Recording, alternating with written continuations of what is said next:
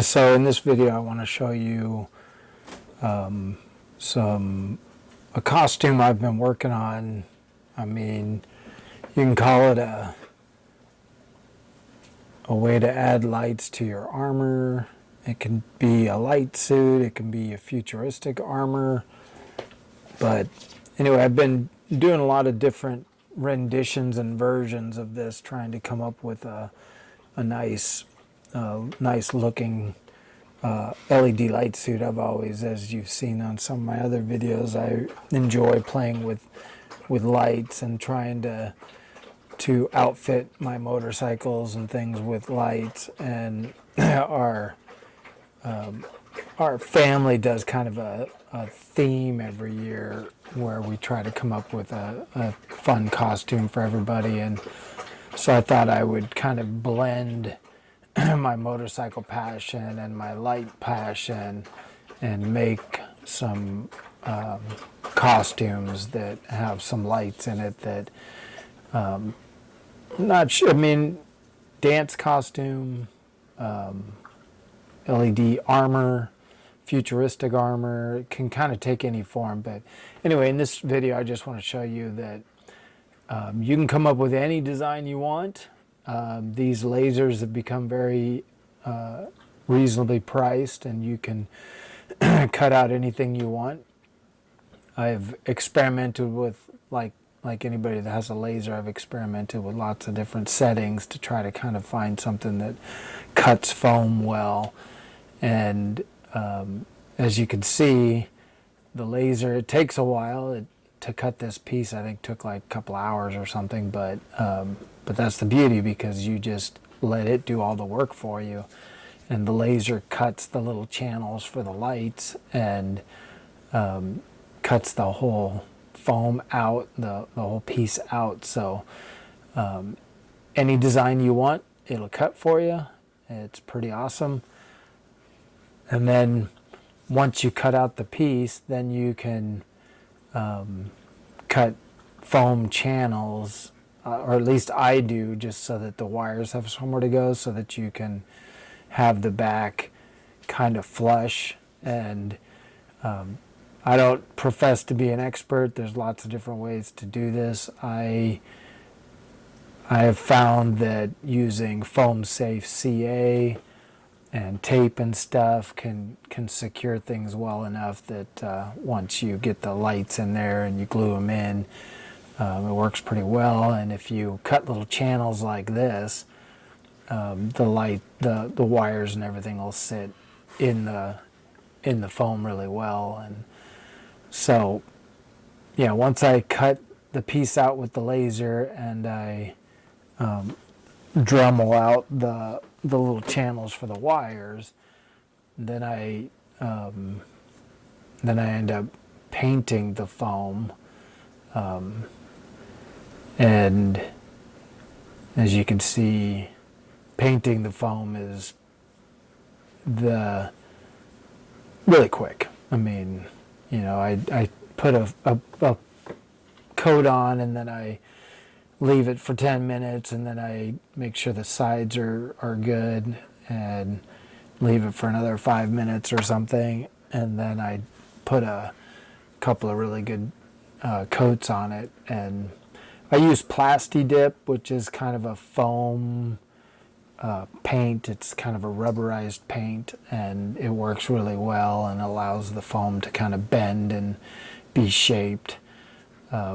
So once you have it painted, then I cut these diffusers. These are kind of your typical light diffusers that people use for their homes and whatnot. And I know they sell a lot of aluminum ones. These ones are rubber, which is really nice because they just kind of mold and they bend a little bit, stuff like that. And I cut them a little longer than the length of the slots, and then I trim just a little bit on the ends. That way it kind of hangs over the ends a little bit. That way there's no chance that the light will bleed through.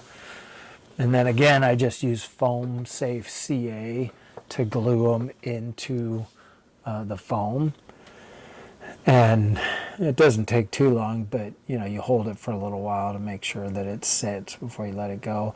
I am not using the foam, the CA kicker, because it kind of can discolor the paint and kind of be a problem for the paint. So I just glue them in and then hold them in place for long enough for the glue to start to set, and then you just go around and do that to each one.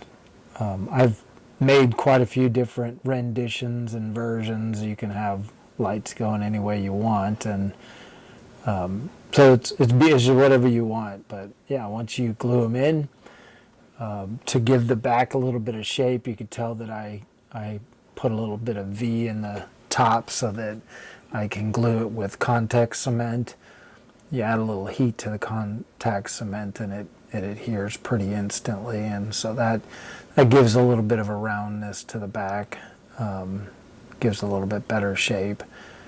So it's pretty quick, only takes a few minutes. Stuff is kind of nasty, so you want to make sure you wear a mask, but I use a heat gun to heat it up, accelerate the bonding process, and it, like I said, it pretty much sticks immediately once you let it dry for a few minutes and heat it up. And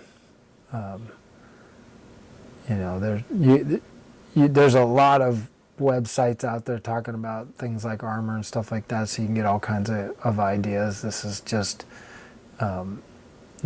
one of many versions that I've tried that I think works pretty well, and you can still move around with it really well.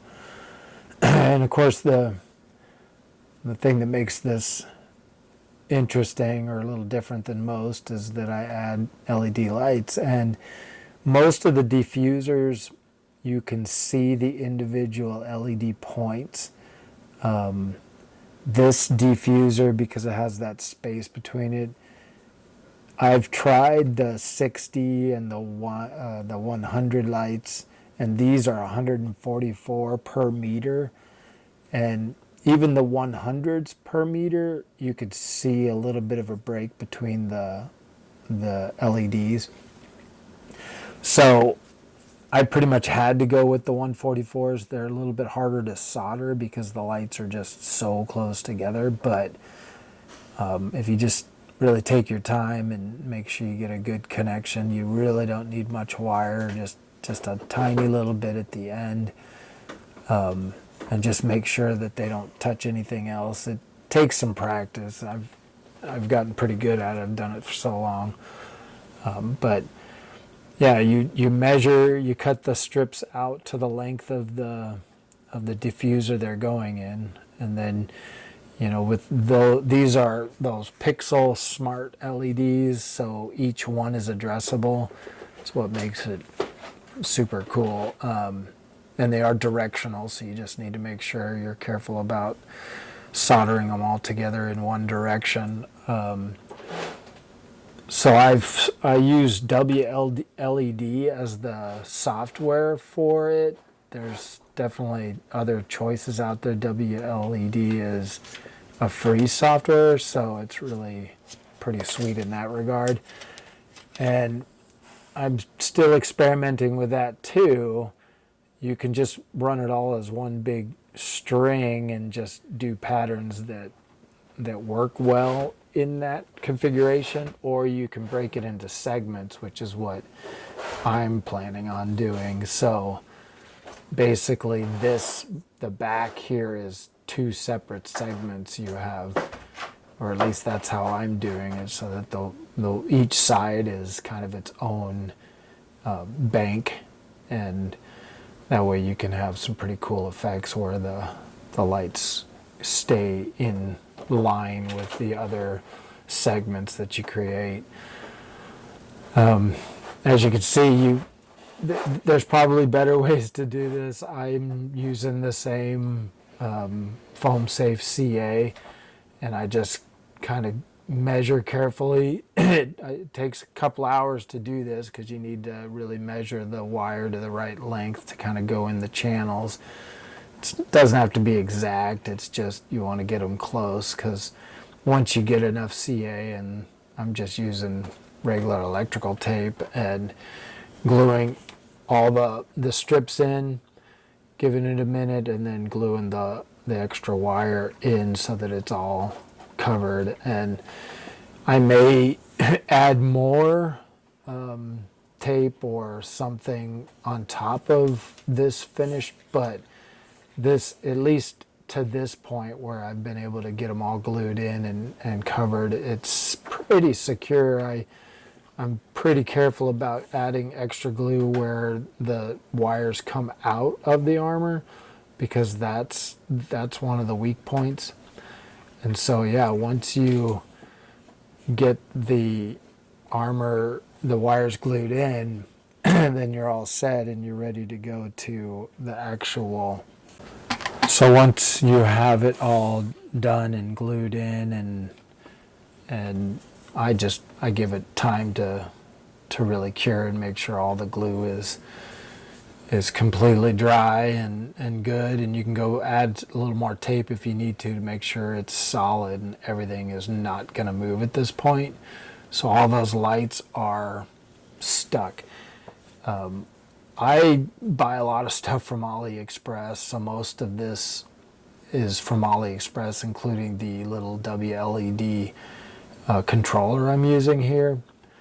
I mean, you can get them for like $10. It's great. They run, the LEDs, these pixel LEDs run on 5 volts. So for testing, I just use a regular like cell phone charging cord, you know, a 5 volt coming out of the outlet. But in the uniform, I'm using a 12 volt to 5 volt power inverter and just my regular car batteries. But as you can see here, all the colors work. It's RGB, so you can go through any color you want.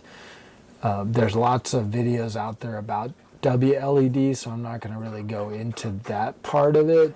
As you can see, you can pull it up on your phone and you can go to, there's a million effects. Like, I mean, there's a couple hundred of effects, plus of course you can make your own effects. So it's pretty cool. You can make presets. So of course this is just one of the several pieces that all go together. So I have the plug at the bottom will go into the controller and the battery that's on my belt, and the plug at the top goes to one of the arms, and then the front piece has the same thing. It has the one on the bottom that goes around on the belt to the back where the controller and the battery is, and the one on the top goes to the other arm. So basically I have 2 channels. In WLED you can have multiple channels.